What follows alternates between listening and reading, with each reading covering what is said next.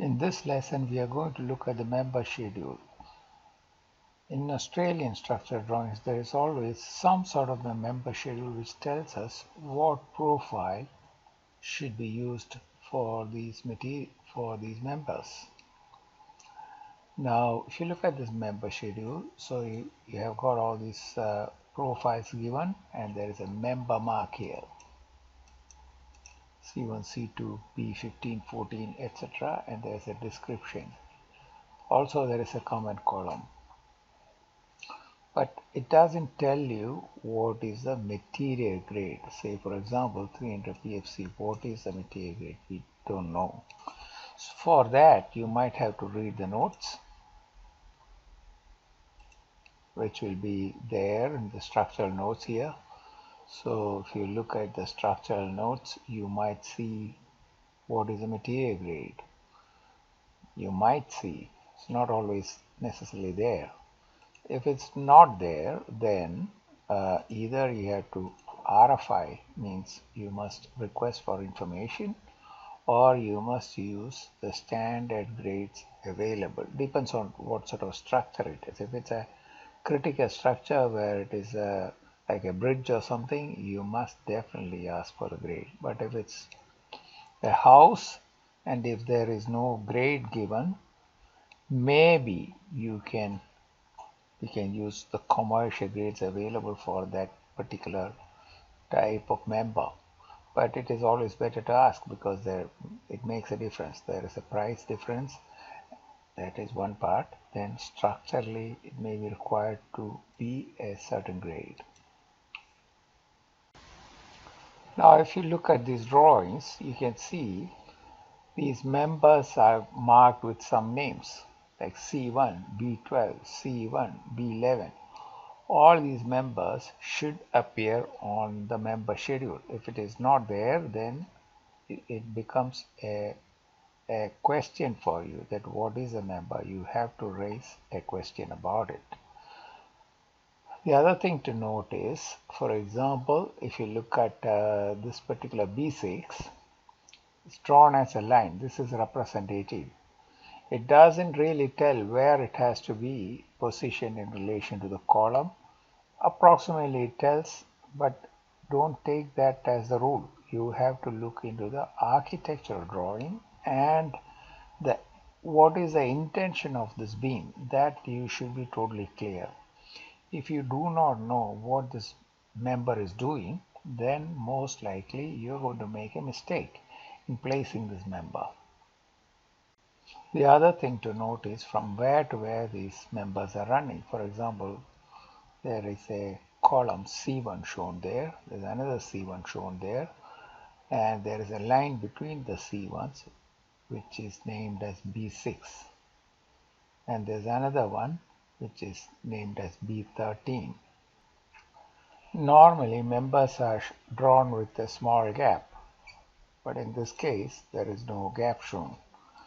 Normally it will be drawn from there to here with a small gap at both ends. Now if you look at B3, you can see there is another member below there with no name. Don't know what that is. You might have to RFI that and ask, okay, is there a column or something there? And you can see that this B3 is running on top of that. This will be one member. But if it was to be two members, then it would be drawn like one member from here to here,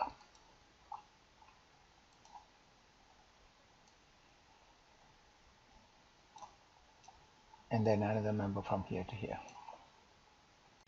So if you draw like that, then there should be two B3s, one labeled as B3 here and another one B3 here. So that's how it is normally drawn. The other thing to note is this floor joists. So the Prida is a brand name, and the joists are at 450 centers. I have put this Prida catalog in Dropbox. The Dropbox address I'll be giving you in this section, or you can check the website, it will be there. You have to take note of the Prida catalog requirement. You can also look up how how joys are installed on Google. There are a lot of videos on YouTube how joys are rolled out. You can look at them, and I think you must look at them to understand how things are assembled in a construction site. Now let us look at the footing plan. So this is the footing plan for this particular drawing, and you can see the members are shown here, C1 and in bracket O. Normally that means column C1 is coming over this level, that it doesn't start from this level, but it is starting from the level above. But also remember, there's a lot of errors. Many times there are many errors from the engineer. In this case, even though they mentioned that it is over, I believe this particular drawing actually starts from this level, because otherwise it doesn't work. That's the footing plan. They shown it here as over, but I don't think it is over. It is at that level. It starts from footing level. Let's look at the mezzanine, and you can see that C1, C2, they're shown from the pad footing. Okay, so if you look at this one, these columns, this is the mezzanine floor level framing plan. So that's a void, and they're showing these columns because it can't start from here. It has to start from the footing. So you can see the C1 here.